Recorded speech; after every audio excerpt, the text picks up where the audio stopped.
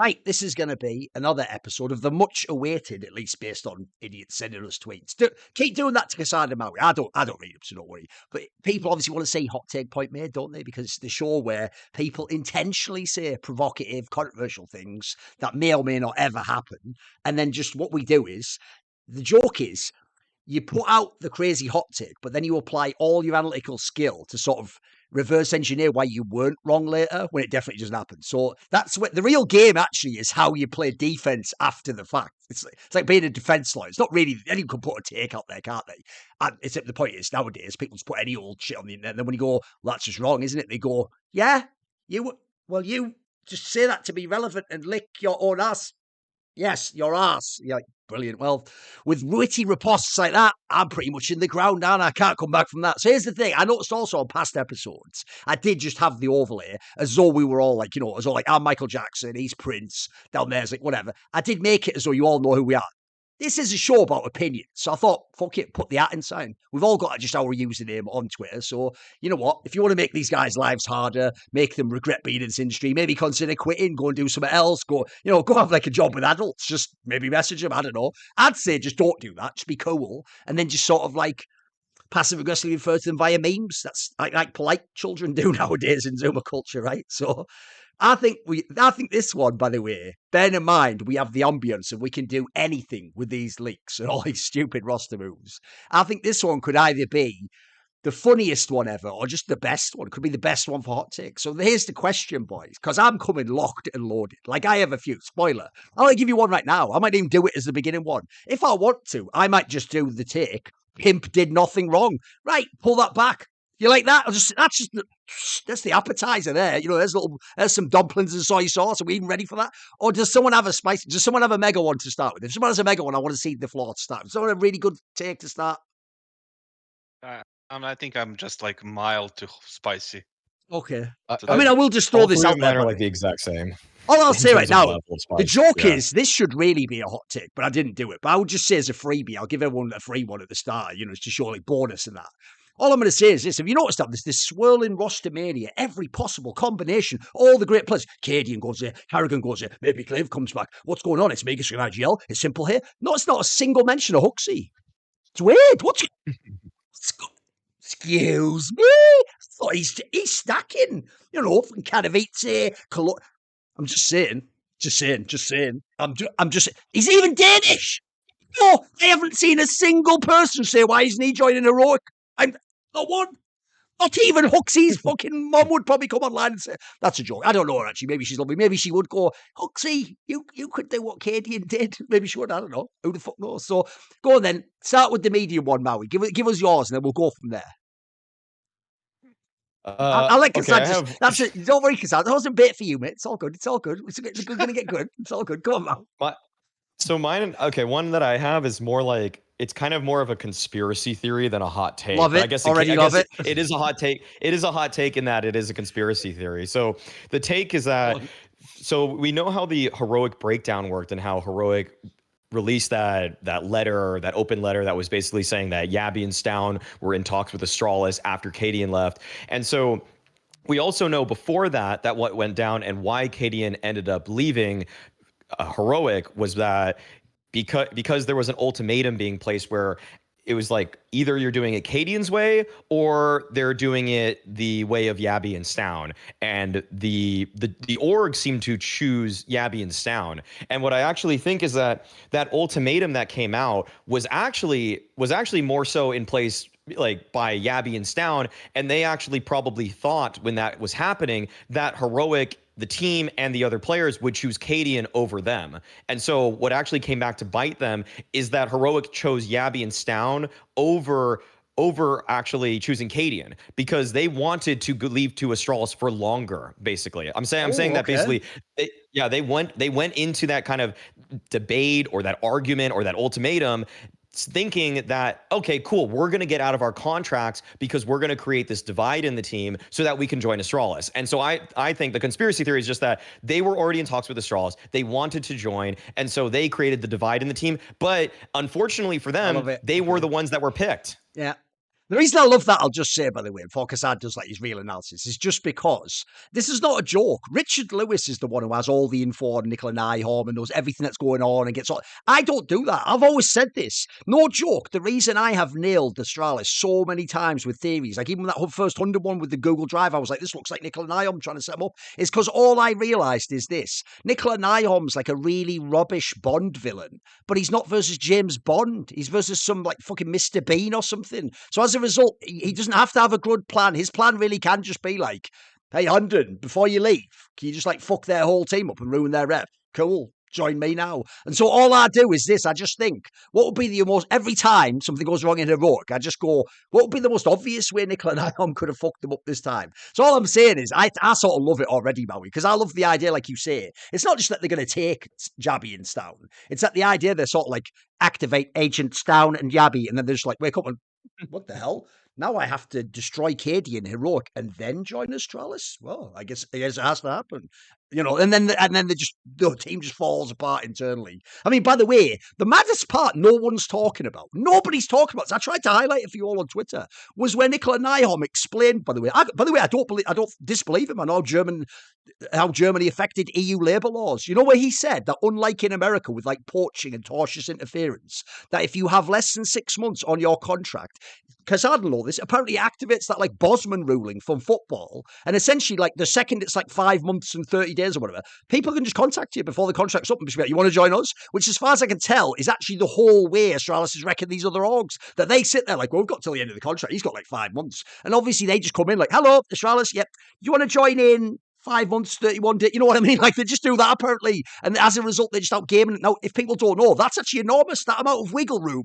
Everyone needs to level up the meta, mate. That sounds amazing. You could actually wreck so many people in esports like that. I mean, for a start off, like we're saying, if you were evil, you could sabotage orgs on the way out. But you could also do stuff like put them in like a position where they won't have a replacement and you just body your rival. So I like the conspiracy angle. And put it so, I don't think it's impossible. Put it so, I'll give you that. Because I know at the moment, everyone really seems to think it's like, JABBI and STAVN are egotistical or Heroic's fucked. I know it's not. Well, no one does this one. It should be Heroic fucked up completely. They've fumbled all the players. But instead, because they did that public statement, they've managed to sort of shift the blame onto JABBI and STAVN to get hated on, basically. And so, I mean, the joke is, I would say, to be fair, they're good players. JABBI can take it on the chin. Well, okay, fair enough. Bad example. I'm always going to be meek, I understand that. Listen, I was mates with JW and fucking Carrigan. I still told them, mate, you haven't got half a chin between the two of you. Well, they've got plenty of. Technically, they've got about 8 chins between the two of them. It's all about if it's profile or head on. Anyway, kassad, what's your take on this crazy Heroic breakdown? Do you think, is there anything to the conspiracy theory? Do you think those players are fucking it up themselves? I'll tell you like this, and I think you will understand it pretty clearly. Come on. There is a bigger chance that I invite HooXi to be on my wedding. I'm already ready. Then that thing is true. Yeah. Do you really believe that JABBI, just go on HLTV and take a look at that kid, and STAVN were capable of making that kind of chess move? And by the way, when Heroic, got out with a statement like, "Listen, this is what happened." The tweet from STAVN after, like, the truth will prevail. What truth? That they conspired? The X-Files, the truth is out there. Keep searching, folks. It just makes no sense. I love it. That was like the tweet. By the way, that was the tweet of like a 14-year-old girl when all like the girls in the like school group chat a bitch like, the truth will come out and you will all pay. But like what truth? Just tell us, bro. If you have the truth now, drop it now and it's over. You body these guys. I know. Yeah, what's stopping you? Just say that. What's the point of that tweet? The truth will prevail. It's not a fucking Netflix movie. Just fucking say how it is. Yes. And there is no chance there is a conspiracy, because that tweet would just incriminate them and make them liars later down the road. Because like what is he gonna say? Yeah, the truth is actually that will prevail is the fact that we agreed with Astralis, and it's like what I don't get it, right? The second thing, when it comes to poaching players and the laws, I have nothing against it, to be honest with you. Obviously, if it's done through proper channels, right? Same thing happened to Oscar and Hellraisers and Mousesports in 2015. They signed him after MLG Columbus, I believe it was, and the players knew it. Dennis, Speedy, Nex, Chris J, everybody knew it, right? Yeah. And they knew he's going to join September 1st, Nobody knew who's going to get kicked. His whole contract was signed, and it was valid from September 1st. Everybody knew that. I don't think that's anything crazy about it. If it's done to proper channels, if you go like Astralis representative, like a scouting, whatever agent or manager, whatever the fuck he is, right? And if he goes to an agent of STAVN and says like, listen, I'm planning to make a move on your players right now. How long is the contract? You speak about these things. He says, yeah, okay, it's in 10 months. I can offer you signing bonus when he signs the contract of $100,000 or whatever the fuck. And he signs the contract, so I don't have to pay the fee to Heroic, right? And that's a conversation between the representative and a representative from the player.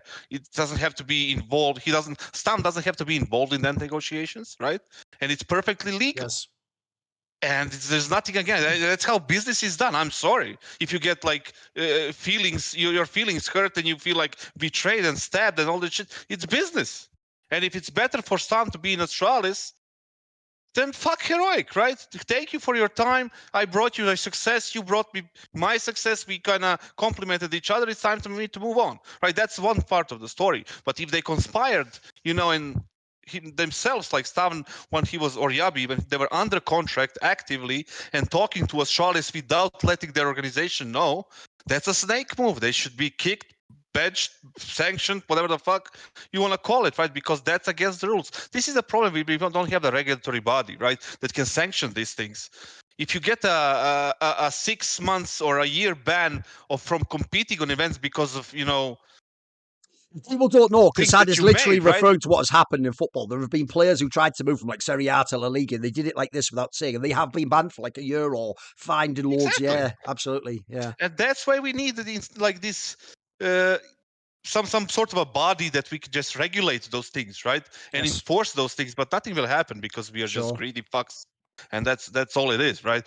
But thinking that, STAVN and JABBI together sat down in one room on TeamSpeak and made up this kind of 7 moves ahead, I think that there is no chance. It's okay. So, to be fair, it is a hot take show, kassad. Like, I don't know, not everything Maui says. I mean, this might blow the internet's mind. Not everything he says actually to be taken at face value. Sometimes, like, let's say he wrote a letter. I know you people are dumber than dog shit. It might be facetious, you fucking cretins. The idea people took that letter, that's almost as bad as them really thinking Henry G and Sponge were at war. And like that, like, they live next door to each other, you fucking morons. I guarantee they were just in DM the whole time. Like, anyway. By the way, quick joke. Those are the people who are believing in WWE. Yes, right? Exactly. Yes. Those are the same people that think that things on broadcast are fucking, not scripted and like natural and all this shit, right? You believe in WWE. That's the same type of fucking person. Here's the joke for you though, kassad. Even if HooXi was literally the most important man after the groom at the wedding of Mauisnake, JKS, Hunter, and Nico, he still wouldn't be the best man for that G2 lineup. What's mad about that is I don't have anything against HooXi personally. I just think he's just not that good at IGL. And then also, I'm having a ride with kassad on this one. I'm like the Untouchables, mate. When we ride, we just go to the death. You have to understand how that is. That's why I think that's why me and the Serbians, get vibe on that level, because without making any further digression, that's just who they are as people. You just understand. Listen, when we need to, we just load up an AK, throw up a certain gesture. I won't say what. I just know I know the space, and then you better watch out. That's all I'm saying. We might not win, but tell you what, we're going. That's all you need to know. So here's the thing. I don't have much on this one. Like, I've got a little bit, which is this. One of the reasons I'm actually shocked the other way around that Heroic never lost players to Astralis is, and quite frankly, this is why I'm going to give props to the players that now are going to be benched and leave, is I actually think those players were fairly loyal to Heroic. And I think, by the way, to tie it all together, I think they did it because they did believe in the project and they thought we're actually really good right now and we're winning and we've got a chance to win the major and we do like cadiaN and everything's going great and we were nobodies and we did all do it together and all the narratives. I think some of them are true, because here's the reason why. As far as I know, I don't think, if I had to guess, they've ever had the same salary in Heroic as Astralis. I'll just put that out there right now. I'll guarantee, actually. Well, I won't guarantee. That's a ridiculous statement. Obviously, I'll just say I don't think they did. I think there was always more money to be had in Astralis. By the way, not if you're Buzz, obviously, or Bobski. Obviously, I'm talking about if you're Device and Blame Air. That's why these guys re-signed. And then secondly, the problem is a move like a team like Heroic is a bit like Ents. It's only good when the lineup's really good. The second you're not, you better get out of there. Like, there's no point. The difference is, in theory, Astralis, especially if you keep players like Device, they can rebuild. They can have a lineup fail and they can do it. So the problem is these players want to really play with bloody BlameF and Device. If you sat them down with a lie detector, they'd all say they know BlameF and Device are like the best Danish players with like kadiaN or whatever. These are the players you really want to play with. So I actually just think this marriage of the lineup ended. They had their run. They all know they had their chances, and now it's time to go separate ways. The real person who's the idiot is whoever at Heroic decided all this, because you actually, like I say, fumbled the whole thing. Now all you have for real is washed Dupree, plus like the joke is Shush and Twistzz are just like, they're waking up like, what? Y'all are getting roster moves? What the fuck? Because here's the one take. I forget who said this on Twitter. It might even have been someone I disliked, but you know what? I'm legit, so I'll give you props. I even think this shows you why I do think people like kadiaN, Glaive, and Zonic had an enormous effect on Astralis winning those majors. Because, mate, if you leave it to star players, they don't know how to build lineups. Like, if Device and BlameF asked for these two players, like, maybe it was you who said it, Maui. They got the wrong two players. You fucking moron. You got the two players like you. So now you've made a Cloud9 super team with Fourier again, and you've got a dodgy-ass IGL. You idiot. What you needed to do, BlameF and Device, was get Shush and Twistzz, you fucking cretin, and then hope you could get cadiaN or kadiaN. Then you've done it, by the way. Then you go, there you go. There's the next major. You fucked it up instead. So now, by the way, spoiler, the joke, of course, being they're not going to learn their lesson, Maui, because it's stupid JABBI and STAVN who are going to get cocked for all their roles. They're the ones who are going to be sat there like, bloody hell, this sucks. I used to be really... Yeah, that's just CS. We've all seen that a million times, kassad. We all know star players would really make a football team of like 7 strikers, 3 midfielders, and then they'd have like 1 defensive midfielder as the goalkeeper. You know what I mean? Like, and then they'd go, it's all right, we will score 15 goals again. Yeah, and then they'd let in 20. You know what I mean? Like, that's star players because for they you, bro. Score, you know, because they can score. Let's put them in. I know. They can score. They can shoot. Let's put them in. I love it. How that worked out for Cloud9. I know. No one was even talking about the fact that the potential for STAVN and JABBI being with BlameF and Device is just, it doesn't really bad, isn't it? like you go. It doesn't really, role wise, please just get one support player that's good for the love of God. Please, like, Shush is right there. If you were able to corrupt Shush, you probably could have brought him over. But dude, instead, they just want guys that are all just going to get high fragging. They really do watch that team and then they go, I'll tell you what, this team's pretty sick. That Shush guy, he sucks. So it's like, oh, bro, is that real? Is that a real take? Please, if I actually find out you think that, Device, you're sort of dead to me inside. I can't lie. You know what's the worst thing? Like, the worst thing that from that is the fact that guy who has like 25 frags per map, and he says, oh yeah, we should get him. Because he has 25 frags, he convinced the guy above him to make the move and pay the money or whatever the fuck he does. Yes. That's the fucked up part. I agree. If he thinks that, like, who cares? Just think about it. Just play your fucking game. Get your numbers, get your salary, and fuck off, right? Yes. Let me make the decisions about the roster and who are going to bring. But then he influences the guys who are making the decisions, and they ended up, paying the price at the end, and then, how it goes after. Yes. All right, here's one. I'll start with one then. I've got one for you. Here's a good one. This one's going to be a sort of a backhanded jab at Maui. So it's going to go like this. Look, if you know me, listen, you have to give me fair props. I will just call out Fallen, like when he has just had a pop-off maps. I'll do it at the lowest, but I'm going to do the opposite now. I'm going to do what every normal person does. I'm just going to do it when everything supports me. So here's the take for you, Maui. Just like in CSGO, Twistzz will be second best to EliGE in CS2. Because I'll tell you what, mate, that all of us... Look, I actually do think, for whatever reason, EliGE did have some period of time where his game just went off the... I also think in that team, though, that was essentially showing that as he lost his status as the guy who called all the shots, I think his roles went away. I think they slipped away. When people like Yakindar came in, I think he was pushed to where he wasn't in a position to be the best player. But the key thing is this. Even though it does look to me like I think Twistzz will probably get more chance to be an MVP if this team wins in Liquid, I think, look, I can't know that Col will be any good, but I tell you what, if EliGE has the ability to frag, this is the green light, mate. This is like when you go to the mid NBA team now and you're like some amazing player. Like, look, at a minimum, you're going to get all your shots. You can just score 30. You can be the scoring title winner, even if you can't win the NBA championship, mate. One of them's easier to do when you're a superstar. So I think EliGE is going to frag out now. And the key thing I'll even throw in there as well is, I made this point on counterpoints. So many pros have told me, oh, I hate the spray. It's so inconsistent. Mate, EliGE was already a god with the spray, and he already looks fucking money in the bank in CS2. He looks like, and again, by the way, I don't think it's a coincidence that people like Mauisnake, Rops, EliGE immediately adapt to the new game. These are the biggest boffin nerds of all time. These are the guys who... Have you noticed they themselves have put out about 20 bogs to Valve, like, because that's how they're deep there in the mechanics of it. So I think EliGE is going to hit. He's already hit the ground running the first time. I think he's in position to do awesome. Whereas the thing with the Twistzz one is, I've got to see how it works out in the liquid lineup. Based on what I've heard, it's going to happen. So I want to see how that works out on that lineup, because that, like I say, I saw it in this last tournament they just won now, dude. I made the point to you on that debate, Maui. If you want to go on raw trophy case, it's not even a debate. But if you look at like for example, Twistzz just won a tournament, and I think I pointed this out on Twitter. I think it was like the 25th rated player in the tournament or something. Like, mate, if you have 3 people above you, did you win that trophy? You know what I mean? Like, essentially, to me, EliGE won the trophy and he came second more than Twistzz won the trophy, even though that'll hurt people's feelings. By the way, I'm not Twistzz. Obviously, you did win the trophy. You did your job. But our point is, who gets sort of like the lion's share of the title? So who wants to jump in on this?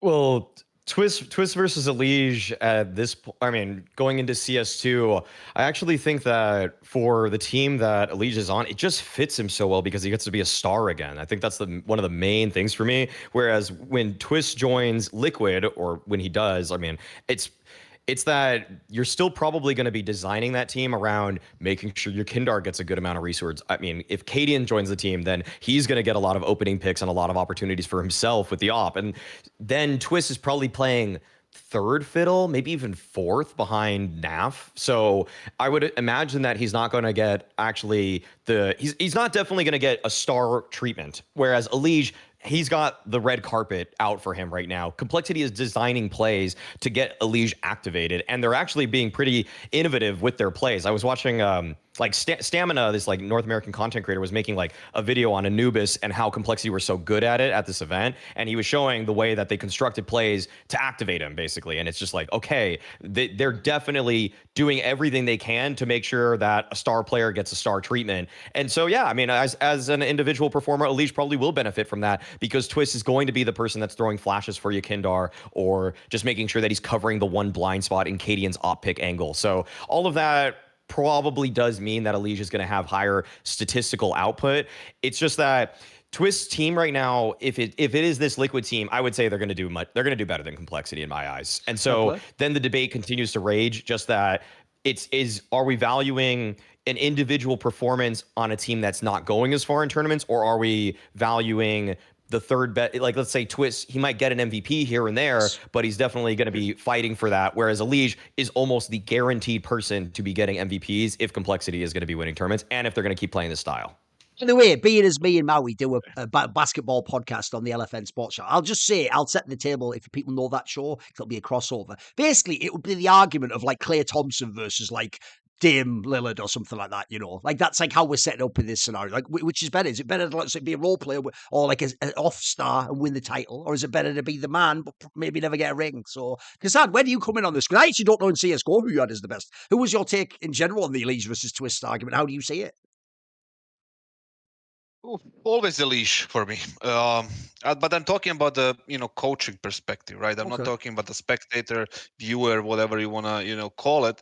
I was just talking because like in the team, I feel like this you can disregard the aim and the frags. I think the EliGE has way more impact in the structuring the game in his team and voicing his ideas and everything that's going on the server. Probably not that much out of the server because he's the person that he is, right? But in the server, he's very vocal. And if you watch the interview that he gave us after one of the playoff games in Sydney, that you can definitely see that he's very high up there when it comes to organizing game plans, making the calls, and on top of that, usually those people don't really output that many frags or any kind of crazy numbers, like, and you can see EliGE doing all of these things and then fragging as well. The negative side is the fact that Twistzz won more. He won a major. He won a 2 Grand Slams.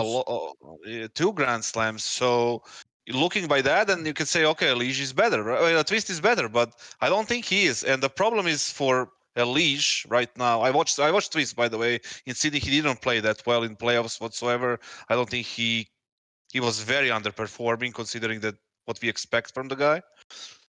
But overall, I think the problem for EliGE can be the fact that maybe Complexity doesn't go deep on any events, and then how do you measure success normally if Complexity is playing group stage matches and then you have Liquid, and Twistzz playing playoffs and deep runs in the playoffs where he plays more high impact matches and more matches overall. So it's going to be very difficult to determine. But from my perspective, so far in the past and in the beginning of CS:GO, EliGE is influencing the team more than Twistzz is, right? If you remove Twistzz from FaZe is not going to drop off all that much. But if you remove EliGE from Complexity is a done deal. They are not even a group stage team. They are dead last on every event. So Yes. there is like a pretty like a path that you need to follow and direction you need to think about, like when you're approaching like what you want to do and who you want to pick as a better player. So far it has been EliGE. I believe so. Even when they were together in Liquid, I feel EliGE had more impact to the game. Now he switched. He took a risk. Like if he goes down to Twistzz and he is not relevant anymore, it's his own fault. He decided to join Complexity. They have a good start. It's all fine, but how long is it going to last? Yes. Like what happens when they have 3 events in a row where they don't make the playoffs? Do we question EliGE and do we raise Twistzz, who made semifinals of next Katowice or Cologne or Major or whatever, right? Or finals. What do we say then? Is it the EliGE or is it Twistzz? So they're in a different scenarios right now. I feel like EliGE made a mistake by joining Complexity because he could have gotten way better offers in this particular moment, right? Yes. Not Yes, that the exactly. Complexity is a worse org or a bad org by any means, but he would get more opportunities. Probably right now he is stuck in some sort of 3-year deal or whatever, right? True. And he thinks he made a good move, but he had much better moves than that one, especially in this moment and state of Counter Strike. You see what's happening in the teams. By the way, when they did that thing for HL, I think it was HLTV, did like the top 5 players based on like the sort of EVP type thing, and it was like EliGE and then 3 of the FaZe players and then like Floppy or something. So it was like 2 Complexity, 3 FaZe. I did a joke where, maybe it was even JT as the IGL. I did a joke where I put like, this could even function as a real lineup, right? And EliGE liked it. Now, what made me laugh about that is, I know he just means I mentioned he was in a team and it would be really good. He was just like in any media. But the joke is, if you're evil, you just read that as like, yeah, I actually wish you could just bring 3 of those FaZe players into call. Yeah. Instead of all the basically everyone except the IGL. Like the joke is like deep down, who knows? Maybe even knows that he was just playing with it. Like I've got plausible deniability here. Yeah, I was just liking any media with me in it. So kassad, do you have a take for us? Do you have a hot take? I mean, the joke is all your takes are hot takes. Come on. No, the truth is like I'm deciding between 2, and I'm gonna go with the Brazilian one. And I mean, it's not really a hot take. I think you guys are gonna like it. We have this. It's 2023. It's the end of 2023. We're going into 2024. A different game, and Fallen is still the best Brazilian sniper. Oh my God, why is he doing it to me, man? Oh. Why is he doing it to me, Maui? Oh God, really? And you said that loud and everything. Oh Jesus. Okay. I have Fallen like right next to me in the other room. There you go. There you go. Okay. Paid, kassad just acquired 1% of Fallen Gear stock, overnight, believe it or not, in sort of a hush deal, escrow. You want like go on and hit me with it. Anyway, is that meant though as a backhanded compliment? Is that like an indictment of the Brazilian scene? Okay. It's 10 years later. It's 2024. The guy's like 34. Yeah. And there is no successor. Right now, if you look at any kind of South American teams, even the North American teams, the only AWPer that kind of you can say and argue that's better than him is HooXi. Imagine how ridiculous that is, right? Name an AWPer in North America. Halzerk? No. HooXi? Maybe. No. Who else? Safe? No. Any other? I can't remember a single. The only other Brazilian one is the Zevi guy, and he sort of didn't ever make it a tier. He's the guy who carries the RMR, and then he kind of flops the big tournament, doesn't he? So not even close. I see your argument. And then we have 33-year-old or whatever it is, Fallen, who is still the best Brazilian AWPer. I watched him just today. Okay. And in the first game they played, and he looked decent. He had shotgun AWPing. He was like holding his ground, calling at the same time. They had decent T sides. Obviously, Art is still there, so which is like ridiculous by itself. But he's playing well. Like it or not, he does play well. And he's right now, I'm just talking about the AWPer, and I don't know about how the IGL, status is going in Furia, which is like kind of super weird. But like AWPing wise, he doesn't have the SK numbers, but he does have very impactful frags. And I cannot see a single Brazilian AWPer that's going to come up in the next year that can challenge him. How ridiculous is that? Come on, Maui, where you at on this one? Ooh, Are you joining the bandwagon? I guess I'd say the only other person. Okay, so like, there's two other people that I would say in Brazil, or you could maybe make you could contest Fallen's position with. One is Safe.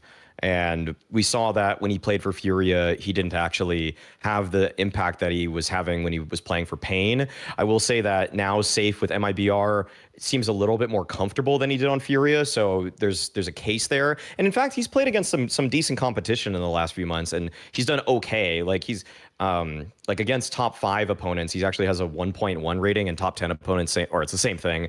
And then top 20, like 1.07, which isn't that great though. Like, the thing is with this point is that you're splitting hairs by looking at these numbers, and the fact that they are not just leaps and bounds better than Fallen is a bit concerning, given that these guys are supposed to be younger, they're supposed to be better, and like, usually, I mean, how many freaking Eastern European AWPers are just going to have like a 1.3 rating smurfing in tier 2 CS, whereas Safe isn't even really smurfing against domestic Brazilian competition. Like, he played a series against Red Canids in the Yongshiping closed qualifier, and he was the lowest rated player on his team with a 0.92. Like, so, you know, I'm not diving super deep to find out if there's some like diamond in the rough here, but the other AWPer that I would have considered is Henny for Imperial. But I've actually seen enough Henny lately that I don't like. Henny has been so low impact in the games.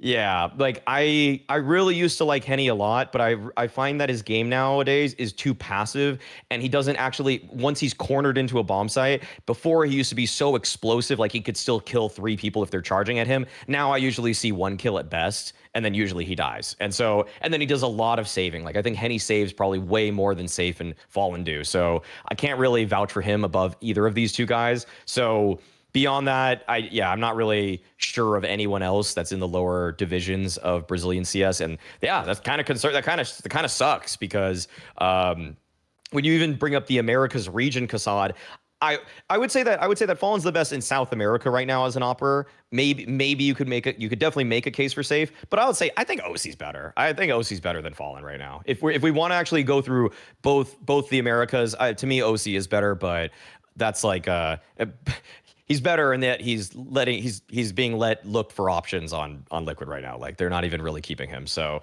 yeah, who's to say? I mean, I've got a pretty quick one on this, which is I actually, for whatever reason, I won't say now, I actually was doing a lot of research recently into all the currently active Brazilian players, because I was trying to basically figure out what even, like, I can't basically diss Furia if I look and go, well, if you have to have Brazilian players, what lineup would you fucking make? So I was looking at all the players. I looked at all of them, Pain, MIBR. I kept even going down to Imperial lineup. They still exist if you don't know about it. He says any players for them. I looked at all these teams, right? And here's the crazy thing. You know, my 2 main roles that you need to have a great team, IGL and AWP, they're the ones you want to get nailed, and then you figure out the rest. I think those are the 2 most important roles to nail. Those are the 2 shallowest positions in all of Brazilian Counter-Strike. Those are dog shit. The joke is, that's why Fallen gets to do both for Furia right now, because when you look elsewhere, there's no obvious person for either role would take it right now, because none of them have ever done it and then shown the experience vaguely at tier 1. They all just do well at tier 2, get to a major bomb, or do like one group stage run at fucking a pro league, and then that's it. So the real problem is this. I'll just tie it to a historical angle since I'm the historian. I get the feeling this is actually just because of the influence that the players had on Brazilian CS. So here's the problem. kassad will know this from 1.6.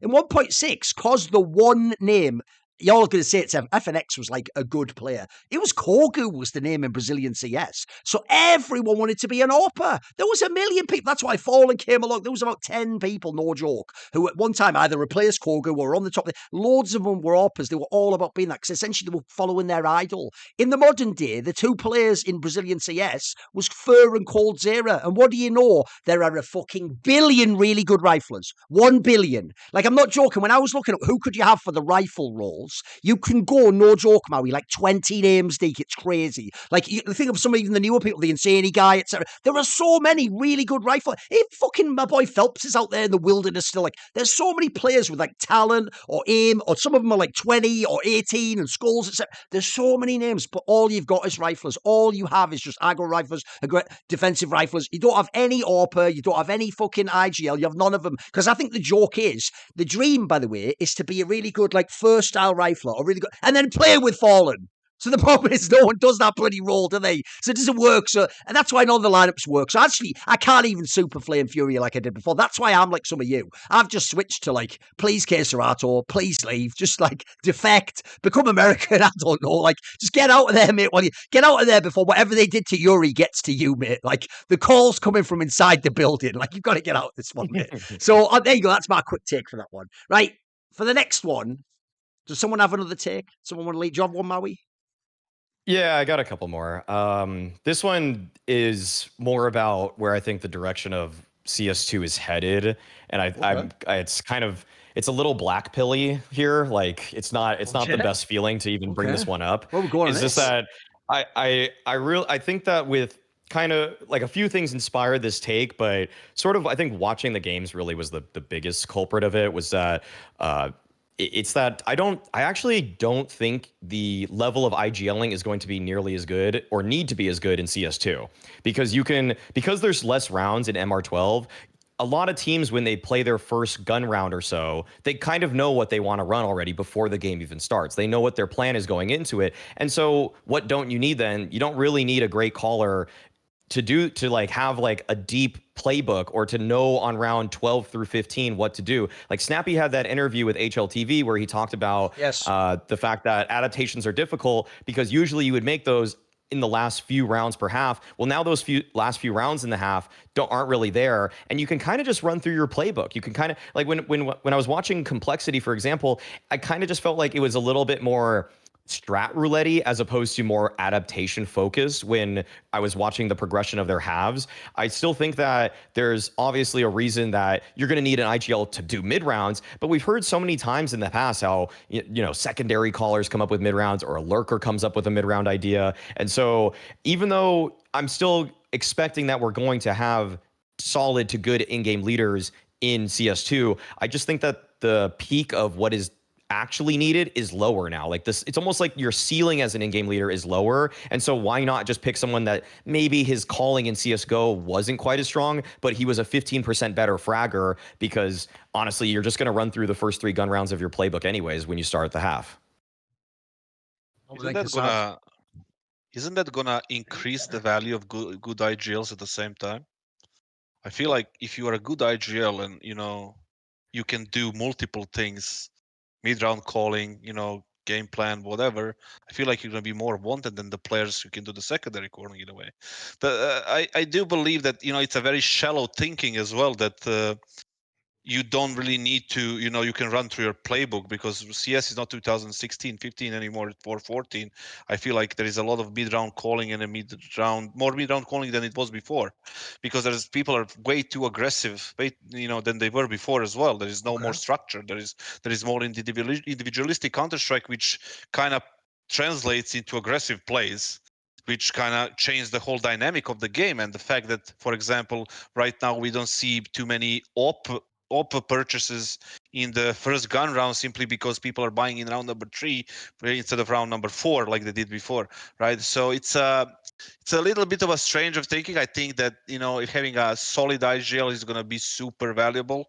Somebody that can make a adjustment in round number 5 instead of in round number 11.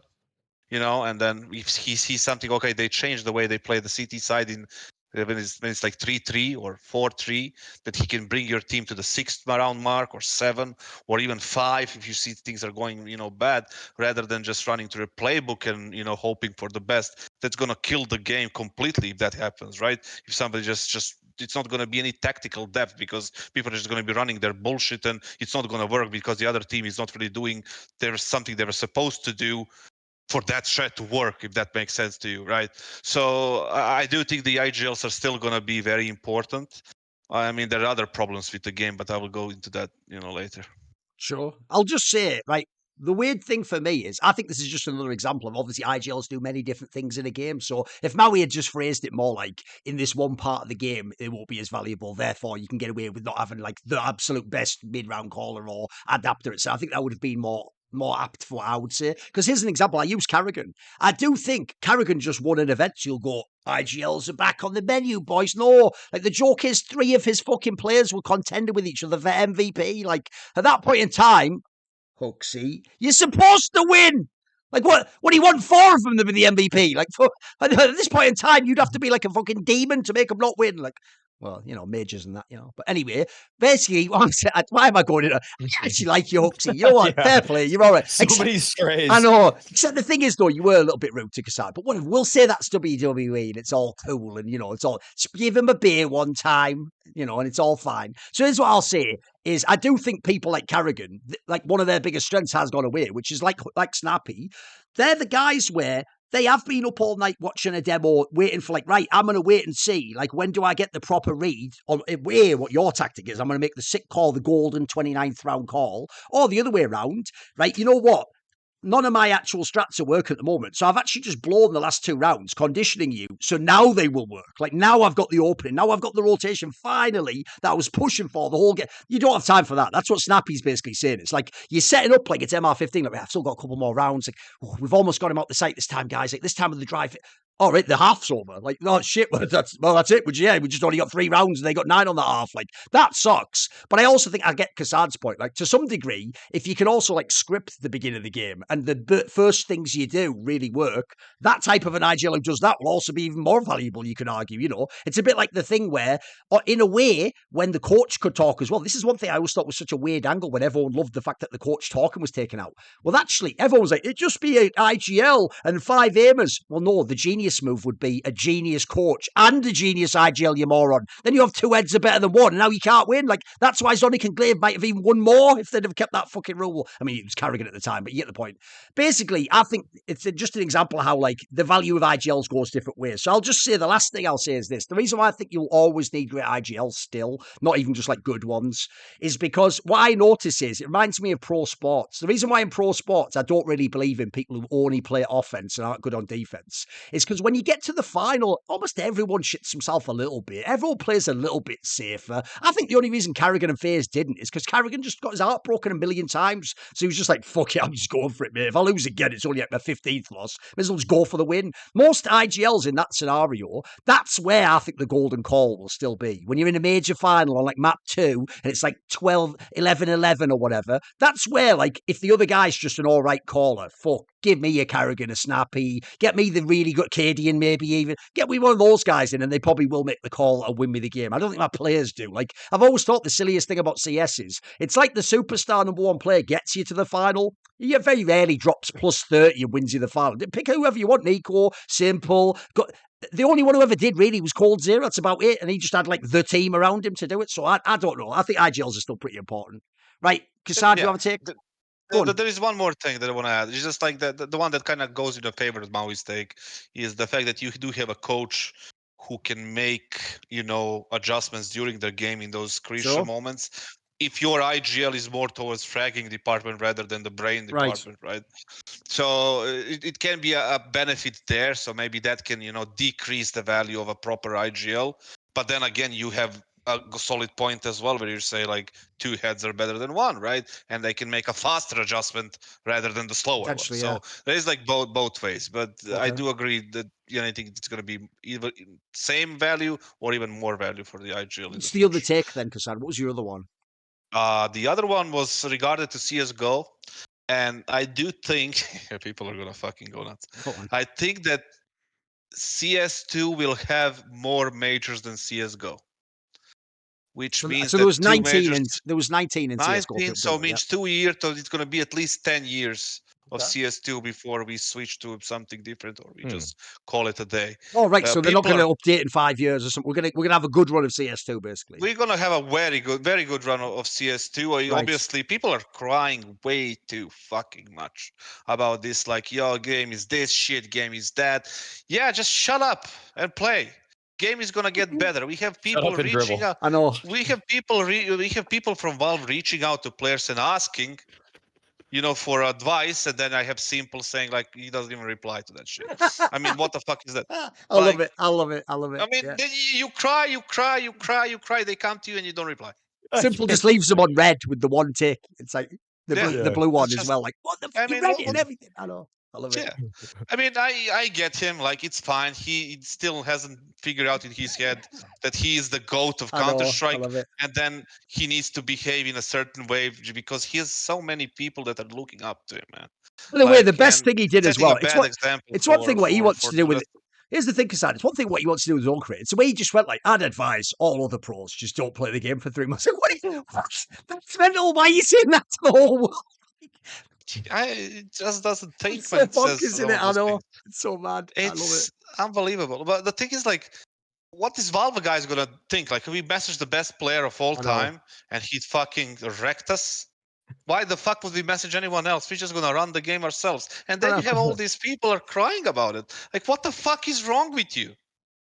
Like, and you can see in Sydney, like, so many players are complaining about different shit. Yes. Yeah, it's not perfect. It's not fucking perfect. We know that. I can see it. So you're all playing on the same playing field. It's not great. It's a little bit messy in different areas, but just give it the fucking time. What has this last game gave you? He gave you a fucking livelihood for 10 years. So shut the fuck up. By the way, what are the actual? What's the reason though why this game we won't have like CS3 in 5 years? Why will it be CS2 for so long, kassad?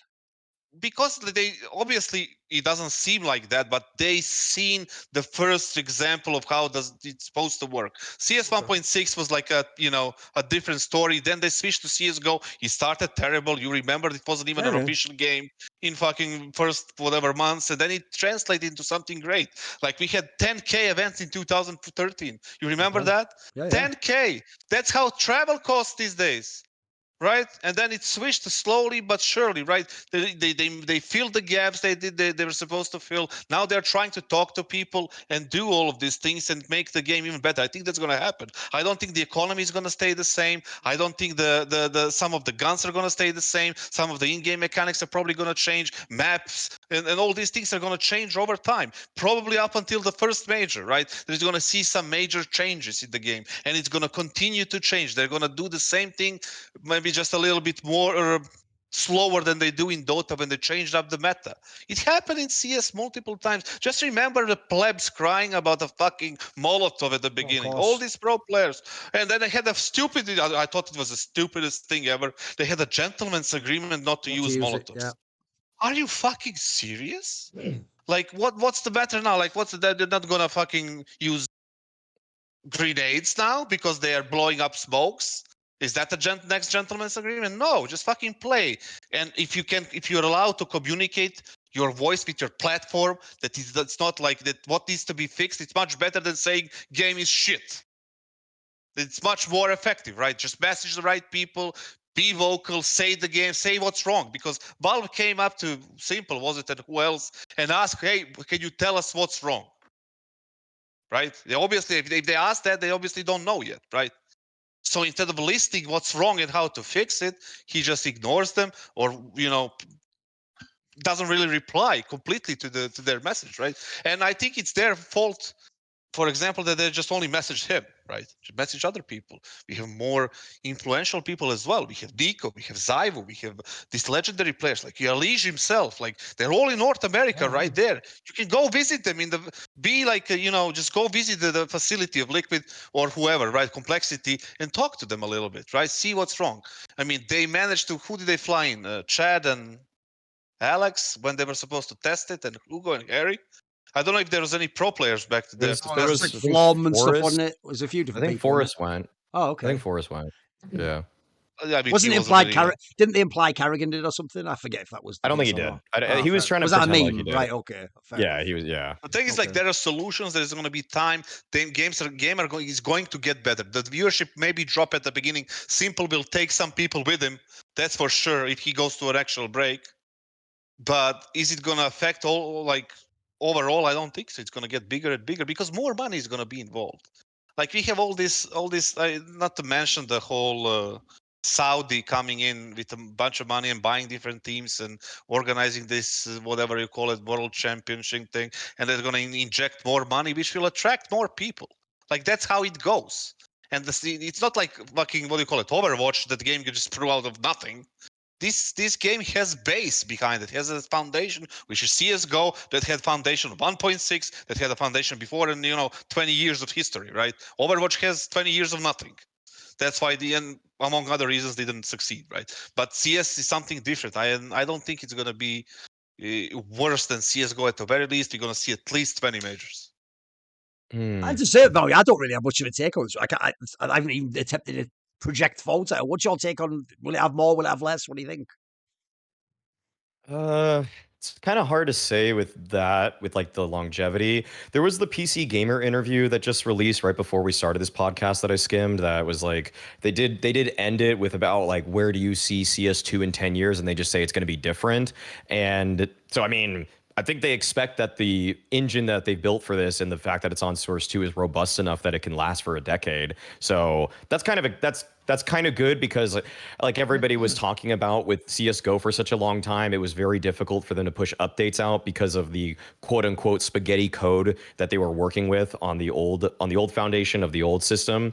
So I mean, I would kind of in a way hope that it keeps getting updated and just be possible, because I don't really want to have to switch to another game again because of all the hiccups with this release. And so if they're able to just come out, if they're able to just keep pushing updates moving forward and the game gets gradually better, I guess my addendum to this take would just simply be that I actually, despite the fact that I've been pretty vocal on Twitter as well about the current state of the game, and it feels to me pretty muddy to play, I do think that in a year's time, it's going to feel really good. I think it's going to feel good faster than CSGO did, because I didn't even really like playing CSGO until maybe 2015. That's when the game, everything started feeling like, okay, the responsiveness is finally here, that it's starting to resemble more like how 1.6 and Source felt to me. And even Source, I mean, even including Source in that, which, notoriously people didn't like how the game felt, but I didn't feel like the first 2 years of CSGO felt good at all. So I didn't really like touching the game too much. It was still... But I think to like get on that tangent about the simple thing about people should just stop playing, that's just... I just think that's just so funny, because it's like he's just trying to cover his own ass. It's like, guys, I don't want to play the game right now. Everybody pause all competition so that my GOAT status isn't challenged, because you guys please just stop playing and I'll come back into the game and we all just start from square one together. Let Valve fix this. But I will say that to sum up the whole what Valve did, and I really disliked the way that this release was handled, but I also understand from their point of view an accelerationist type of style where they're just going to drop it on everybody, and because now they're forced into situations where they have to fix shit because no one can go back. You can't go back to CSGO right now. And so for that reason, it lights a fire under their own asses, and it gives them more and more data to work with for the entire player base, which has no choice but to submit to this game, which is in present state a very flawed state. Even though I low-key hate the fact they deleted CSGO, because, by the way, in the future, even with the legacy build, maybe one day, like, the demo player will break or something stupid, and then you make it a nightmare for people, and you have the history, which I do hate that angle. Even with that said, in a way, like you said there, they're kind of doing the Cortez, aren't they? They're burning the ship so they can't go back. And they're basically saying we have no choice, we have to take the continent. Because essentially the joke, like you just said, is they just made the whole world their fucking beta testers. We're all just doing it for free, aren't we? And the joke is, if anything, the most motivated beta testers are Monacy Rops and people like that, because they're just like, fix the bloody game. Like, if they find something, they want it fixed ASAP. So you're right, that is working. The weird thing for me is just, I think this is why I don't think anyone can predict, even Valve. Because no one can ever really know in 10 years, like, what will esports be like? Like, what will it be competing with? What type of, like, what will the model be? Like, obviously now we've switched. So the reason why you don't need the game to cost money and have a big launch like a movie is because that's not really how you do games now. This is more like World of Warcraft. You play Counter-Strike and you have your skins, and the skins is where you make the money. You make the money off the side shit in the shop. So really, it's not about, like, launch the game and make, like, the $30 or whatever. So to me, I actually think, I think Richard even made this point, I would have even gone one further. I would have just for real taken the fucking 2 off and just called it Counter-Strike and just said, this is Counter-Strike from now on. And by the way, in the future, I'll always make your skins go between the games. But, like, let's say in 8 years, Source 3 comes out.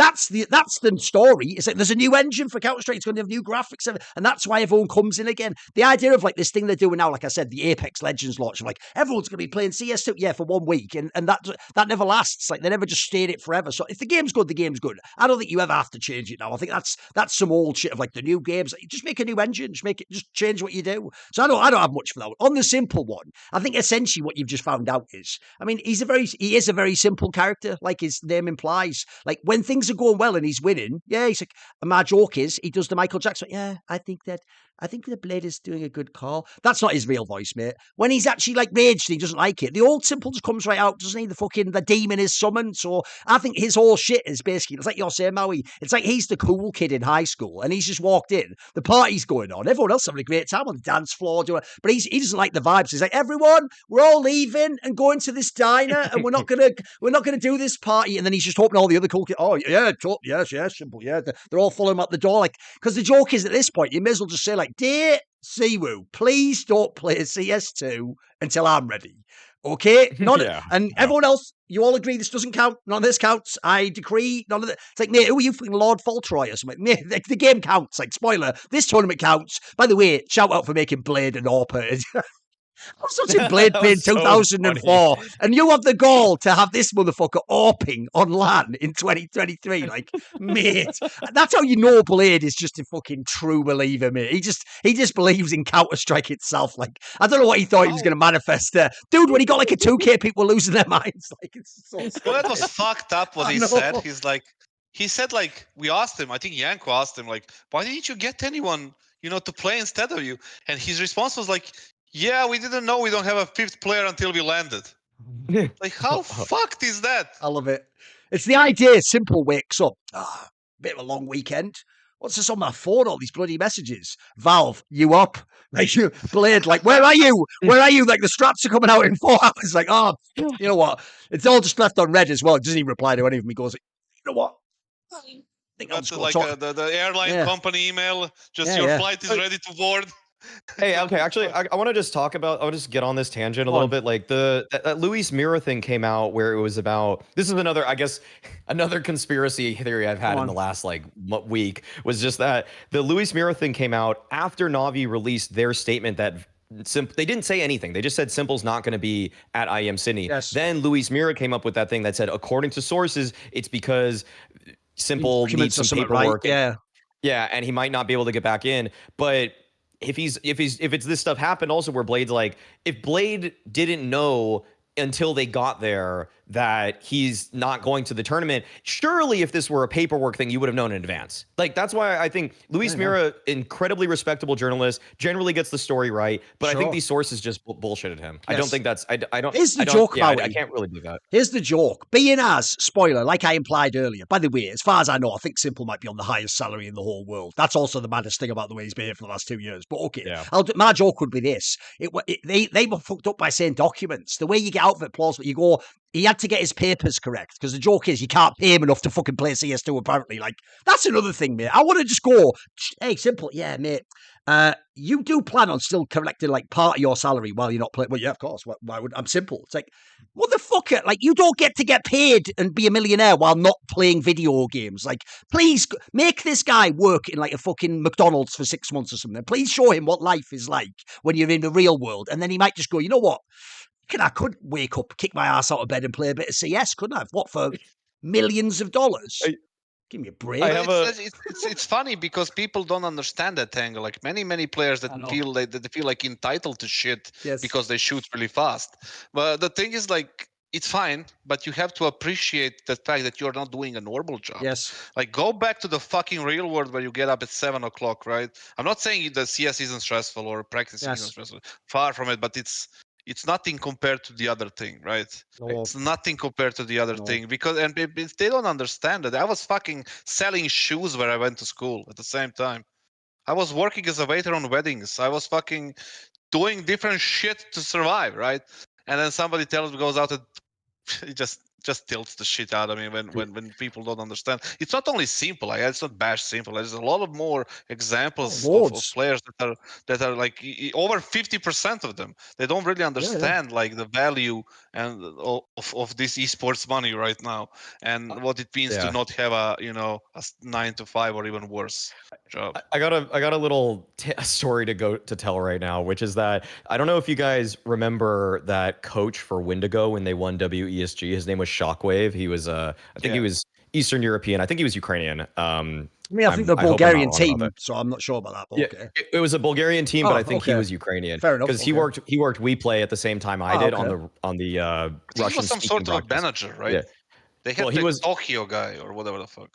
Yeah, well, okay. Either way, he was the coach of them when they won WESG, and he told me a story that I've noticed this when I was traveling to Ukraine for WePlay all the time. I would go to restaurants, and I would even at the hotel, and I would order a meal, and every time it came out, it would be a little different. Like they're just fucking around back there, like they're just making different adjustments to the order on any given day, and there's no consistency in anything I would order at multiple places in Ukraine. By the way, you would get delivery from the same place multiple times, and you're like, why did you make it different this time? Like, why are you changing it up? So Shockwave told me that one thing he did consciously as an adult was that he actually worked in Ukrainian McDonald's because it's the only place in Ukraine that actually teaches you how to make things the same every single time in the country. And so the whole like working in a McDonald's as someone like simple would probably go a long way, because I don't know what it is, but it's just like that culture is just kind of like has like a winging it side to it where they're just not as regimented but it's just kind of a weird thing where he's like, and Shockwave credits working at McDonald's for being a good coach that was able to coach Wendigo to a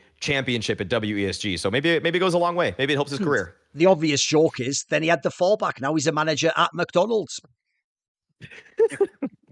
So maybe he can get you in simple. All I'm saying is you can work the fryer, mate. Anyway, that teased me up though for what I actually think could be one of my best hot takes, because it'll sound like a really stupid hot take, but it's actually, if you understand who I am as a person, it's totally a serious point. So it teased me up because it's a simple one. I said it on Twitter, but I believe it, right? I despise people who give unsolicited advice, and especially I think it is actually theoretically, ethically wrong to give advice you either don't follow or you wouldn't follow yourself. I think that's fucked up. Like, if someone asks me, what should I do?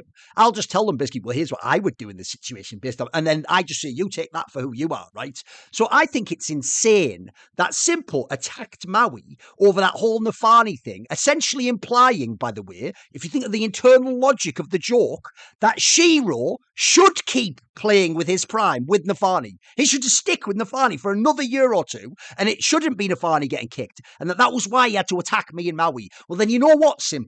If you don't end up playing in Na'Vi, there's one player I want you to play with, my G. You wanted Shiro to waste his fucking prime, then you play with nafany, motherfucker. Doesn't have to be in BetBoom. Bring him over to that Falcons team. Go wherever you need to go, bro. But you and him just go, and you just fucking sit down and you play some majors with that motherfucker. How many did Shiro play? What, 4 or something? You get 4 or 5 majors with that guy. After 4 or 5, let's talk. Let's see how you feel right then. I'll tell you what, if you dare diss him after 3 to 4, I want Maui to come in and just be like, I wish the superstar players knew what they were talking about nowadays, because when I see their comments, they look like bullshit half the time. People think that's a joke. I'm being serious, because that's the point. The way he defended him was to imply that, like, Shiro should just keep playing with this guy. Like, not that, like, oh, I'd love to play with him, or I think you should do it. No, he basically went to bat for this guy. So go then, motherfucker. Put your money where your mouth is. Go and get your massive salary and go and play with that guy. See if you love it. Because, by the way, even that angle I think is dog shit of, like, cause BetBoom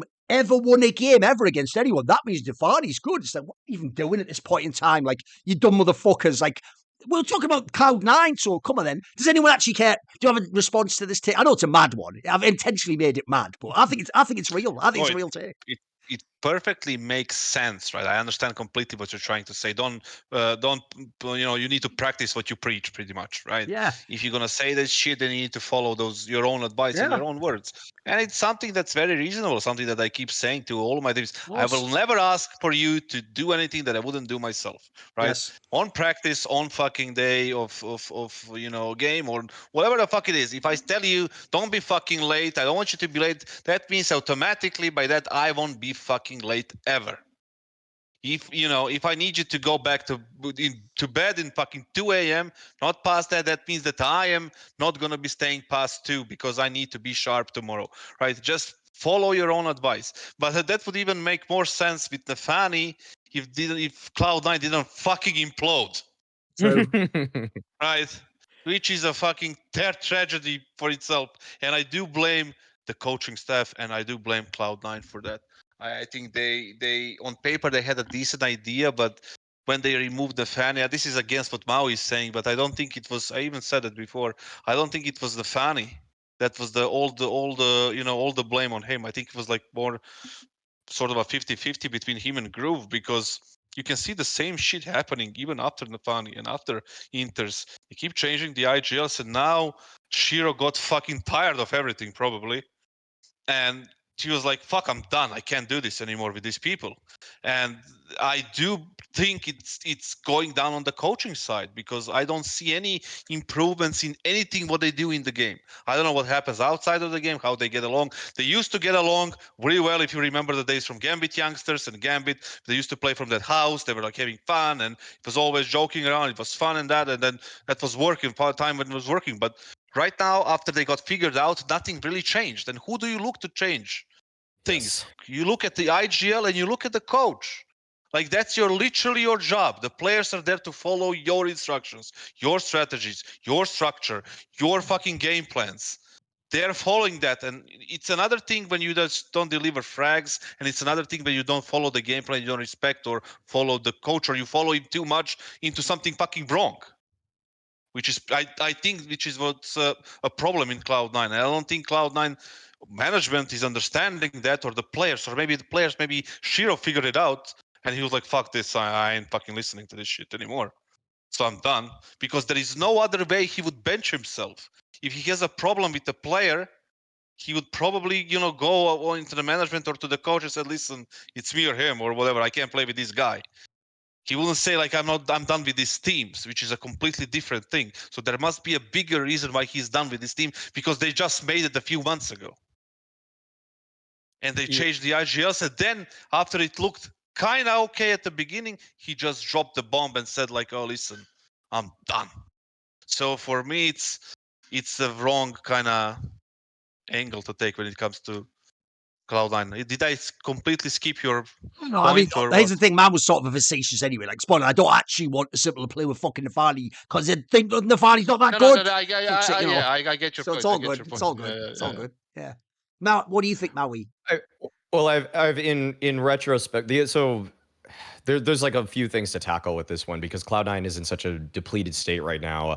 If I could have gone back and actually just changed my take from the get-go of what I would have changed with Cloud9, I would have. But the thing is that the problem is that if I actually made this as my initial take, it would have probably just got laughed out of the building, where it was just like, if I could have changed it, it would be changed nafany and Groove because before the original take was, I said, I want nafany out, and if I put anybody in his position, it would be Boomich. But if I could do anything, I would get Boomich and Blade for nafany and Groove. Right. But then it's just But then I know if I make a take like that, people are gonna be like, "What? Do you want simple and fucking bid and electronic also?" Like, So it's just like it's too easy to pile on that kind of take if I make that. But at this point, I would say that, to get back to your like original statement on this whole thing, I mean, that's I mean, this is like a brotherhood for a lot of pro players. They take the whole, like, I think they've kind of actually over time shifted, whereas before people were very backstabby and they're very willing to say in interviews, oh, this guy fucked me over, or this guy's not a good teammate, whatever. And now we've gone so far to the PR side that people like Simple are taking nafany's back, and it's like, you don't even have really a reason to take this guy's back. Like, and in fact, you taking his back is doing what you're saying, Thorin, where you're basically like, why don't you play with him then if you really have his back like that? And he won't. He's not going to do that. It's obviously not going to happen. And yeah, it's just like, I mean, it is just kind of strange. And I mean, I don't know if Simple. I mean, I don't know what he's gonna do. I don't know what he's gonna do with nafany, if he's ever gonna do anything with him. I'd be shocked if he ever plays with nafany. That's all. That's the whole thing. Sure. Does someone have another take? I've got another one. If not. Well, I have a small one, but like, we don't have to discuss it. The one is like, Maui's apology was fake.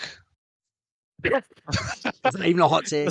Sad thing is, though, here's the reason why it is a hot take. Because if you saw the response, by the way, to be fair, if you do read Reddit, you're already reading, by definition, the crowdsourced dumbest opinions. Because they're a dumb opinion that, by definition, the dumbest average person thought, this is brilliant, up for. So as a result, they think it's real. In fact, I even saw people like, this is good. They should apologize more for having opinions.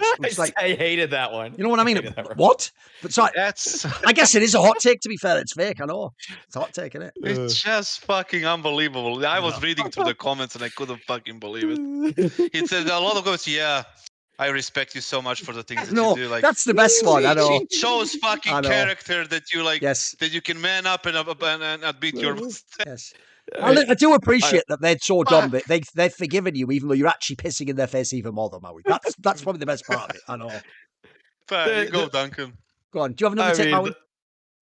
Yeah, I have another take that it's not really related to the shuffle, but it's something I noticed, especially during ESL Pro League and some events after. It's just that Fnatic are just so bad right now, and the easiest fix for me is, okay, I'll present some statistics to go with this. Oh, I can already know. So hold on a little bit. That Mezii needs to be the in-game leader of this team again, and they need to just get a better rifler to replace Dexter. Okay, I'll give you all the numbers here. That basically the storyline for bringing in Dexter was that Mezii could focus on being a better player again. His rating is the exact same. His rating is the exact same before and after Dexter. He has not gotten any better in terms of output. If you really want to be a stickler for it, he's got a 1.08 rating before and after during the exact same these time periods.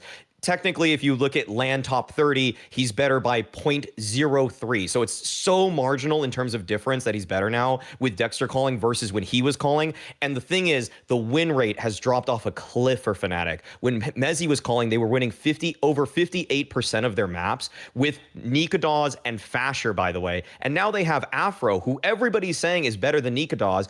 But with Dexter calling, they're winning 45% of their games. They're winning over 10% worse win rate, and it's sub 50% now that Dexter's calling. Fnatic need to get rid of Dexter. This guy has not actually proven in any context that he is a capable in-game leader that can elevate his teammates to me. And if Mezii calls again, he was so worried in those early interviews at Cologne. I was talking to him. I was like, well, so you think you're better now or whatever? And he's like, yeah, I do. But it's like, well, the numbers don't show any difference. So what's the point? If you're going to lose over 10% more of your games, your performance, you're not going to become a top 20 player all of a sudden, Mezii. Like, that hasn't happened. Like, I think Mezii's good. Mezii's definitely a good player, but he's also still a good player when he's in game leader. So just bring on another rifler, because if with Fasher and Nikadoz, you were a better team than you were with Afro, what's the deal? Just bring and everybody probably thought, including myself, Fasher was probably the worst player on that Fnatic team. And yet they still were doing better. So clearly the calling was better with Mezii. And also, if they just get a better fragger than Dexter, because Dexter has like a 0.88 rating in the past 3 months. Like, he's bottom fragging every single game. He'll get the random pop-off game and everybody's like, Sexter. But it's like, well, this dude ain't fucking 99% of the time. In fact, he's probably an incel most of the time. So in-game. Not calling out his real life. I don't know anything about his real life. But his performance has just been so bad that for me, just get any rifler in basically tier 1 or tier 2 CS that probably has a low buyout, and you're going to be cooking if you're Fnatic. Okay, I understand that, but I wouldn't go back and place Mezii as an IGL anymore. I don't think that's a thing anymore. And what is the sample size from him after when he became the IGL and then when Dexter took over? What is the difference in the time frame? It was about a year. It was like 11 months that he was the caller, and for Dexter being the in-game leader, it's been about 3 months. So it's not very reliable stats, right? If you wait for another 4 or 5 months, if you wait for another 4 months, it's just the number of events. Go through the number of events then. It's like 2 events with Dexter calling against 10 for Mezii. I don't think the sample sizes are correct. That's the first thing. But I do agree that Dexter should not be in-game leading that team. I do agree that Roy doesn't have a place in that team. I do agree that Crims doesn't have that place in that team anymore, right? Yes, he is the Hall of Famer. Yes, he won all this shit, and he is a guy who is a legendary player. Nobody fucking disputes that. But the problem is that you need to look towards the future, not towards the past. and you maybe look at the past and see what type of creams are you looking for, and find it in the sea of this talent that we have for your next creams. Or you need to replace Roy with some new talent. Keep Afro, he's decent. I think he has something that other most of the other AWPers don't have in this tier 2 scene, where they can go for the frags in high pressure situations instead of sitting back and waiting for things to happen. So that's a very rare quality for that players have, and Afro has that quality. I don't know about the other things, but and he's like in-game stuff, in communication and all this bullshit. But the three players they need to go and look for are 2 rifles and an IGL, right? And leave Mezii where it is, right? It's not like he did something crazy successful as an IGL, right? Why would you put him in a position to risk his form dropping off? Because it is definitely a bigger risk and a bigger chance for his form to drop off as an IGL than as a rifler. And then there is no value for him being an IGL, because they're not going to accomplish anything crazy with this lineup. So just risk against reward there is not good. I would change a couple of players. I would change Dexter and then rebuild something different, because Fnatic is a legendary org. Like, they cannot with a culture behind them, right? That would be like, let's say Chicago Bulls or Lakers, or even Boston, not having a team that's contesting the playoffs, or the conference finals, or whatever it is. Just imagine, like, let's say Boston had like what, Tatum and Horford and all these players. Right now they were in the finals, they were playing the conference finals. I feel like Fnatic is like Boston Celtics, right? They have the culture, the winning thing, right? And then they can attract players to come to their organization, rather than fucking Clippers and Cavaliers and Orlando Magic, right? Who can they fucking attract unless they get lucky at the lottery, right? Nobody. And then you have Lakers, you have Celtics, and those are the Fanatics and the Navis and G2s and FaZe of Counter-Strike. So the culture is there, but it's not going to be there forever. If they continue down this path of fucking downfall, nobody's gonna want to join that organization, despite the fact that it's Fnatic. So they need to act on it quickly. I do agree they need to replace Dexter and a couple of more players, but not Mezii on an IGL. My problem with this one is I just don't give a fuck about Fnatic right now. Like, the problem is it's not even that it's a badly GM team, because technically, if you look at the switch they made from the Swedish lineup, they did get like a couple of versions of a lineup where it's like they were bizarrely, like, they made top 8 of the major and they'd have like playoff runs. You'd be like, how's this? What? And then you'd go look at the players and they were all like 0.6 kills per. You're like, there's no star. You clearly don't have an IG. Like, how? So on some level, like, the flaw at GMing was quite good, actually. They picked like players from totally different sorts, but it was a terrible team to be a Fnatic, like kassad said. They never had a chance to have a top 20 player. They never had a chance to win a tournament. There's no perfect tournament ever could have happened where they would win. So I do think, essentially, like, you can cut almost anyone from this team. Like, you cut most of them. And I think Dexter just straight up sucks. I've said it for a while. Like, the joke is he should just be on Greyhound. That's it.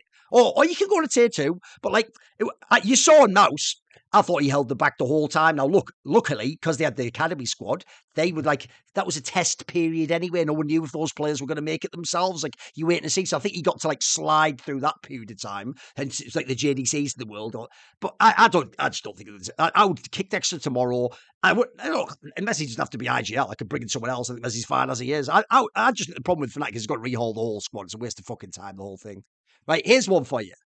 This is one where, if you think this isn't a hot take, then you're full of shit, because right now, nobody knows this in the scene. You're all going right up fucking, this isn't about, you're going to pimp one, I'm not going to do that one. It's not, you're all going up pimp's ass, and you're all mocking the talent for going to the events, as you then watch the events yourself, as you then literally use the sponsors of the, as you do everything, you hypocrite fans. And you're all going, what a sellout, this coach is going to Falcons. Wow, is it just about money, Simple and Nico? Here's the fucking take right now. If you think that's bad, you don't even know where the world's going right now. We're going to become the English Premier League times 10, you idiots. It's going to be way worse. Not only half the event's going to be in Riyadh, but are you ready? Here's my takes. I'm gonna put some actual like spice behind it. at the end of 2024, so just over a year from now, when you go to the HLTV top 5, or maybe just the top 5 teams, like, because obviously that can be inaccurate, you can have one fluke run at a big event. Let's just say the real top 5 teams. I think 3 orgs of the top 5 teams will be owned by Middle Eastern ownership groups. Could be the Saudis, could be the Qataris, could be the United Arab Emirates. I think 3 of the top 5, because here's the thing, it's not, like I said, it's not actually the story people think that they just say, put an extra 0 on your check, or I'll give you 3 times more. No, that's it. They actually seem to understand, by the way, that paying people raw salary doesn't make them try harder at CS. But I've just heard that not only is this the answer to the esports winter, that a bunch of big orgs, remember FaZe Clan used to say they were fucking valued at $400 million or whatever. These big orgs are going to go poof, and are in a lot of trouble because they actually had an insane burn rate. They need to bring in $10 million every year, $20 million. And so that's the problem. They can't keep going. So I've heard basically a bunch of them are going to sell, and this is the most obvious buyer. And actually, I've even heard the buyers, because they're doing it like a bit for like social influence. By the way, it's not any political thing of like, you must say this. It's more like, just don't say this, just play CS, shut up and play CS. It's more like that, which I even think is a clever angle. I think what will happen is those projects also will have like a big on-ramp. It will be sort of like, right, you get to succeed like in a year from now. You get to like build the maybe the first mission is just qualify for the major. Maybe it isn't like a G2 where it's like, hey, Alexi B, oh, you didn't win a tournament, you get out. It'll be more like, right, did you just qualify for the major? Cool, there you go. That's step 1. Then it'll be like, do you want another player? Right, get you your AWPer in now. Now make the playoffs for me. You know what I mean? I think they'll let them ramp up like that as well. So, funny thing is, people might say they don't like it, but I just think this is where CS is heading based on the like rumblings I'm hearing behind the scenes. Because the other thing is, I've heard that's why so many people even are considering the Falcons offer, because they're sort of like, look, mate, in a few months it's not going to bloody matter that like the Falcons are on their side. It's like, it's going to be like football. I would phrase it this way: if you're a professional player today, like if you're like, I'll give you a random example of a really good. If you're Jude Bellingham, kassad, right? You don't think when you join a team, who sponsors that team? Because you know what, I won't say which company. You could be sponsored by a certain company that makes candy bars that apparently like denies poor people water in a different part of the world. You don't think about that. You don't look at the fucking sponsor on the shit. You know they're all scumbag companies. You know the ownership's a bloody nightmare. You just go, what's the best team I can play for? How do I win the Champions League?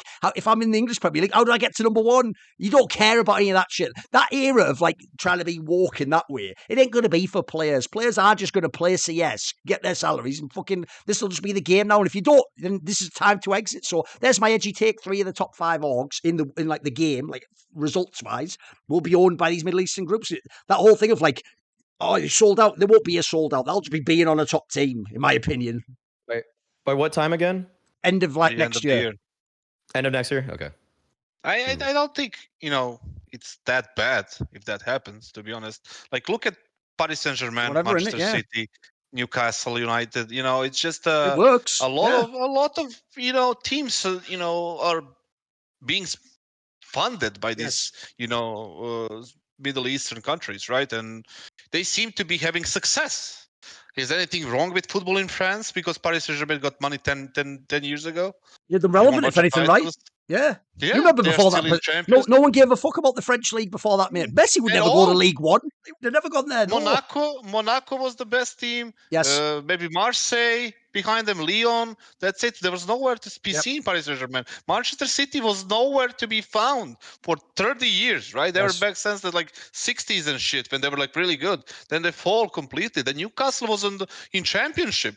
Yep. They were fighting through the fucking championship, going back to the Premier League. They took them 3 years with Eddie Howe and all these like Saint-Maximin and all these players, right, to get them into the like proper lineup by different players like they did with Isaac and Callum Wilson and all these players. Right now, it's similar. The recipe is similar. Maybe shouldn't have bought Tonaldi, but that's neither here nor there. Yeah, well, that's just unfortunate for them. That's whatever. It's all good. It's all good. Yeah, Ivan Toney and him probably just chilling right now, placing bets. But the thing is right now is that it's not that bad that had happened. Like you said, players don't give a fuck, and I can tell you right now, unless it's a fucking swastika on the jersey, they'll play. Why did he have to go to that? I know what he means. I know what he means. I know what he means. Here's the thing. The thing is, Maui, this is perfect. Technically, he didn't say anything wrong. Right? I agree, Maui. They definitely won't play for any team with a swastika on the shirt. That's totally. It's actually a legit statement. It's just, you take that hot potato. What do you think, Maui? I mean, I'm obviously regularly working with organizations that are bought out or owned by the public investment fund, so I can't really I'm not taking a strong side on this. In fact, I guess I have to say, cool, this is great. That's my take. Oh, fair enough, I don't know. It's okay. No, I mean, I'll just say for the likelihood of your take, I would say quite likely. I would probably give it above 50%. I would say probably like 7. I would pin it at 65% personally. Yeah, there you go. I'll do that. Like I say, I think it's more for the fans. I think they just don't know this is coming, The thing is, like, listen, if you have something more, did I interrupt you? No. No, the thing is, like, if they don't buy org named X, they will buy org named Y, right? It's just, and they're gonna be the top 3, right? So whoever sells first is gonna get the bag, right? That's also why it feels inevitable. Like you're saying, by the way, this is why, unfortunately, I'm not bringing the politics into this. That's for other people. It's not what the show's about. That's why if you don't have any issue with the politics stuff, this, by the way, solves some of these problems. Like, by the way, what if Fnatic gets bought and suddenly they unwrap all the players? What if they do buy like a smaller squad, like whoever they want? Maybe Cloud9 gets sick of the team and they go, bloody hell, this didn't work with all the Russians. They sell them to them. Remember, the Saudis don't give a fuck about working Russians. They just bring in who they want. In a weird way, again, if you don't care where the money comes from, like he just said about Newcastle, this is how you fix it. Pump a load of money in or have like a long-term project. That's how you get back to where you need to go. Yeah, I'm with you. At the end of the day, these people are thinking like it's business, right? It's business. They're going to make money. Players are going to get money. There are people that are going to be challenging that. But, at the end of the day, there is not going to be any change. Yes. It's not like people will unite. No. Try to boycott By the way, anything. there's another thing. Business. It's like I said, your choice is retire. You can't change this. Like even simple going, I won't play for. And then you're out there, mate. See you go play for Bet Boom. It's over for you. And here's the last reason I'll give you why it's obvious that this would happen. Because if you want to have all the events in places like Riyadh and Dubai and all that, right? Well, the main problem you have right now is they don't do it. But imagine some big teams like G2, which is like, I don't feel like going to your events. We're just going to chill here. Well, if you just own the teams, you can just guarantee the top teams go to the event, innit? Problem solved. Why not own the event and own the teams? And before you go, that'd be a conflict. How dare you invoke that to me as a fan? Do you know what the fuck Epicenter was? Do you know what nickellAndION was doing? Spoiler, the reason I think I'll give you the last take because no one ever connects this. You have to be old school like me, maybe kassad remembers. If you remember Richard's reporting, he was the first to reveal that Refresh, while they owned Blast, also owned Astralis and owned Heroic. So I've always thought for real that when Valve made that thing where it's like, we have to divest now, you can't own both. That's why, in my opinion, this is the great fucking ender I'm going to go on. That's why, in my opinion, nickellAndION has to destroy Heroic. Because it's like, first of all, if I can't have it, no one can have it. And then secondly, he was doing the old boomer dad thing, wasn't he? He was like, I brought you into this world and I'll take you out of it too. And before we go, right? Before we go, there is Valve as well, right? Yes. They can pull the plug, but they are not. No, but why would they, right? You don't see them like engaging any kind of statements about anything like this. You see all the Dota stuff, they're not going to do anything, mate. They're not going to do anything. It's fucking business, man. Yes. It's a money machine. Yes. It's a money machine, right? If anything, they like the fact that someone's going to put loads of money into their game and do tournaments, of course. Yeah. Yeah, and if you're fucking smart, you're going to play the game, right? Yes. You're going to play that game, but just the way it is, you can't stop it. The train has left the station, and see at the end of the year when 3 of top 5 orgs are being owned by the same similar company, at least.